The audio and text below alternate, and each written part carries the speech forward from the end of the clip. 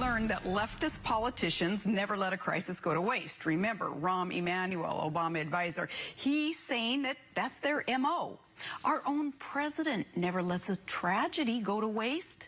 Yesterday, the horrific, heartbreaking, evil act caught on tape, the reporter and the cameraman who were gunned down by a deranged former employee of their Virginia television station. Everyone agrees it's inexplicably devastating, and our prayers are with the loved ones of the murder victims, Allison Parker and Adam Ward. And the third victim now, who is fighting for her life. That cowardly killer shot and killed himself.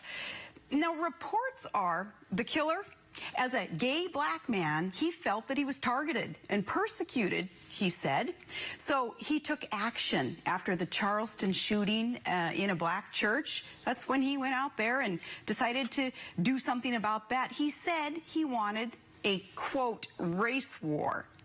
So did the president issue a statement about racial reconciliation like he did after Charleston? Nope, not even close.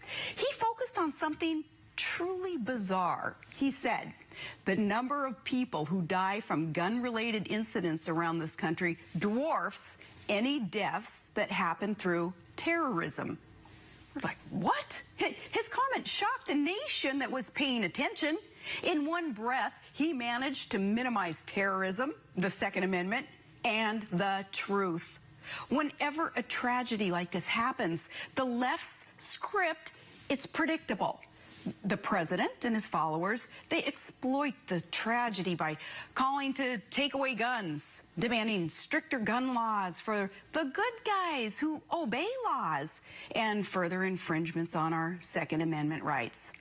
Now, it is natural to try to figure out how a tragedy like there in Virginia, how that happens. Someone snaps and manifests no respect for life and reflects the culture's disregard for right and wrong. Someone who's bought into some glorification of violence perpetuated by pop culture. We naturally seek to prohibit such evil acts ever again, ever again. But see, we do a disservice to the mission of ending this violence if we just assume that we can eradicate evil in this world by some sort of regulation, a restriction that ties the hands of any good American. A president must rise above their emotional inclinations. Instead, a horrid act that disregards the sanctity of life itself, well, really, it should encourage us to be even more vigilant in our efforts to protect life and protect our constitutional rights. Allison and Adam, they're innocent victims, innocently caught totally off guard. Not all attacks are like this, though. We've got to think practically through this.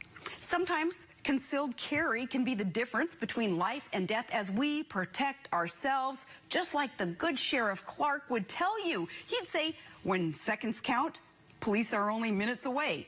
So solely relying on others to get there in time to protect you, it is astoundingly unsafe and naive.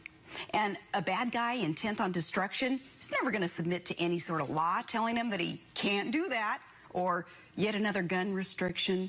No, these anti-self-protectors, these anti-Second Amendment advocates, these anti-gun crusaders, they are the most naive, ill-advised, worst of the bunch Pollyannas out there, and they are hurting the cause of law and order in America.